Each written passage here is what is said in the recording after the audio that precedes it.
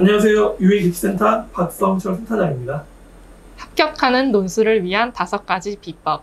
1번 경쟁률에 쫄지 말자.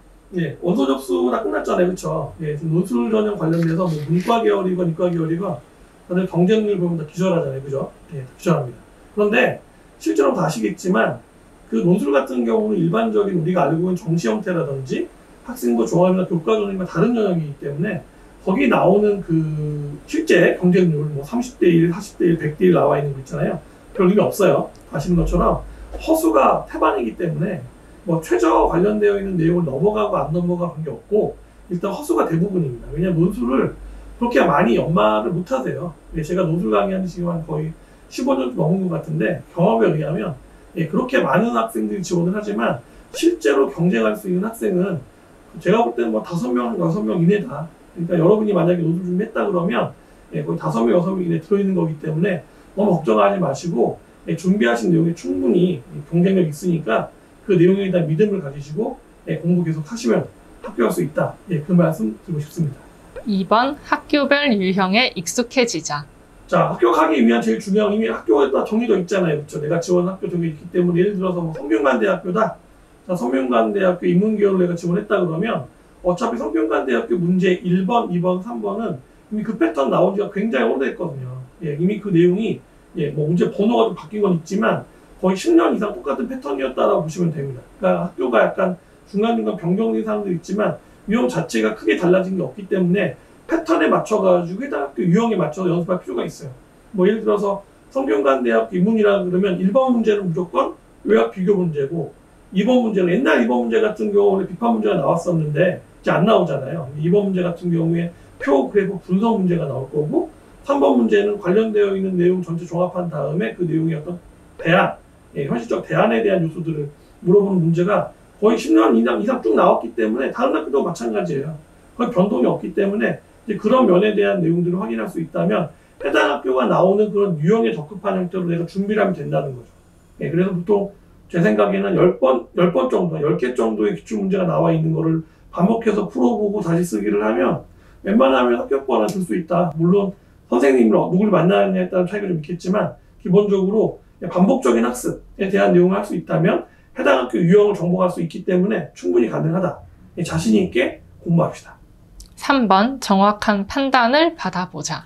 이것도 되게 중요한 것 같아요. 왜냐하면 논술 같은 경우에 아까 제가 이야기 드린 게 허수가 많다 그랬잖아요. 왜냐하면 논술을 쓰긴 썼는데 원서 내긴 냈는데 제대로 준비를 안 하고 오는 학생 너무나 많거든요. 시험장 올 때까지도. 그래서 1차적으로는 이미 원서 썼지만 내가 쓴 그 학교에 대한 내용에서 6개를 다 썼다고 생각을 해보세요. 그러면은 그래도 그 중에서 내가 좀 더 경쟁력이 있는 학교가 있을 수 있고 조금 어려울 수 있는 학교가 있겠죠. 근데 내가 판단할 수가 없다는 거예요. 여러분들이 전문가 아니기 때문에 내가 어느 학교에 글이 맞는지 어떤 학교의 수리 패턴 문제가 나한테 맞는지 모를 수 있기 때문에 그 내용들을 반드시 확인해 보라는 겁니다. 그러니까 학원을 꼭 다니라는 이야기는 아니에요. 물론 다니면 좋아요. 분명히. 특히 논술 같은 경우는 학교 쪽에서 해결하지 못하는 사람이 많기 때문에 뭐 학원이나 뭐 여러 가지 뭐 사교육적인 걸 받는 게 분명히 도움이 되는데 꼭 다니라는 얘기는 아니고 어떻게 다니는 도움이 된다. 하지만 중요한 거는 판단을 받아봐라. 다니든 안 다니든. 그러니까 내가 어느 학교, 어느 유형, 그리고 어떤 패턴의 글을 쓰는 게 좀 더 유리한지 그런 내용들을 아마 선생님들이 경험이 많은 분들이라면 판단할 수 있을 거예요. 판단을 받아보고 가장 효율적인 형태로 입시니까 효율적인 형태로 접근할 수 있도록 그런 방법을 찾아보자. 그런 말씀이에요. 4번 최대한의 첨삭 시간을 확보하라. 일단 이거 되게 중요한데 만약에 여러분들이 뭐 온라인을 듣던 아니면 오프라인을 뭐 수업 듣던 간에 논술 관련되어 있는 내용들을 공부를 한다 그러면 제일 중요한 거는 내 글을 누가 보고 그 본 사람이 어느 정도 이 글에 대한 내용들에 대해서 평가해주고 다시 한번 더 좋은 안들을 제안할 수 있는가 이거예요. 그러니까 해제 강의도 되게 중요해요. 강의를 뭐 잘 들어서 이해를 하는 것도 되게 중요한데 결국 여러분들 논술은 글을 써서 판단받게 되거든요. 그러니까 내 글이 정확하게 어느 정도의 경쟁력이 있는지 그리고 이 글에 대한 내용들에 대해서 이 정도 쓴 걸로 안 된다 그러면 어떤 걸 더 추가해야 되는지 반드시 확인해 보고 해당 글에 관련되어 있는 내용에 대해서 그 글을 잘 쓸 수 있게 여러분들이 첨삭을 정확히 받아보는 게 중요하다는 거죠. 첨삭을 받아보고 그리고 가급적이면 다시 써서 다시 쓴 글에 대한 내용까지도 첨삭을 받아보면 첫 번째 쓴 글하고 두 번째 쓴 글의 차이가 생기겠죠. 그럼 그 부분에 대한 내용까지도 여러분들이 크리틱과 비평을 받아봐야 된다는 거예요. 그래서 나아지는 정도를 확인할 수 있으면 결국 최종적으로 여러분이 시험 보려고 하는, 논술 보려고 하는 당일날에 맞춰가지고 준비할 수 있기 때문에 가급적이면 첨삭에 대한 내용들을 전문가 선생님과 함께 갈 수 있다면 더 좋은 결과가 나오지 않을까 생각합니다. 5번 절반 이상은 선생빨이다.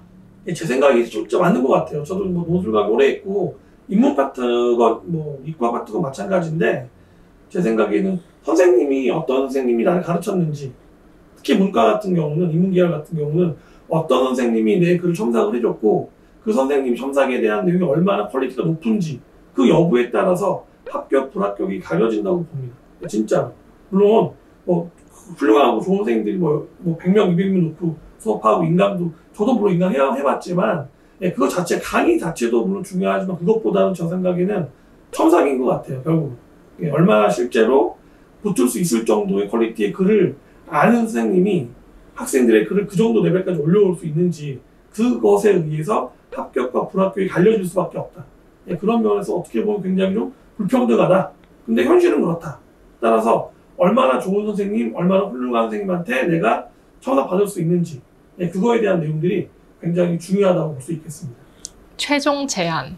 그래서 제 생각에는 얼마 안 남은 시간이기 때문에 얼마 안 남은 시간 동안에 최고위를 보려면 뭐 수백 명짜리 수업, 뭐 인강도 좋겠지만 그것보다는 잘 강의할 수 있는 선생님, 그리고 실제로 실적이 좋은 선생님과 직접 만나서 1대1로 해당 논제 중심으로, 유형이 정해져 있는 학교별 논제 중심으로 해서 1대1로 수업할 수 있는 게 제일 좋다. 그게 제일 합격 확률을 높일 수 있다. 저는 그렇게 생각을 하고요. 그런 부분들에 관련되어 있는 대안들을 저희가 가지고 있기 때문에 만약에 내가 지금 논술 관련되어 있는 걸로 승부를 봐야 된다, 올해 내가 논술로 대학 꼭 가야 된다라고 생각을 하신 분이 있다면 지체하지 마시고 연락 주시면 정확한 해답을 드릴 수 있다. 그거를 자신 있게 말씀드릴 수 있겠습니다. 여러분들 꼭 이 얘기 잘 들어보시고, 뭐 꼭 저한테만 오라는 얘기는 아닙니다. 하지만 판단을 해보시고, 정말로 실적에 있는 부분에서 자신이 있고 잘 가르칠 수 있는 1대1로 해서 첨삭에 대한 내용들을 통해서 꼭 합격할 수 있는 그런 부분에 대한 것들을 준비할 수 있다라고 저희 자신할 수 있기 때문에 판단이 서시면 연락 주시면 꼭 합격시켜줄 수 있도록 최선을 다하도록 하겠습니다. 감사합니다.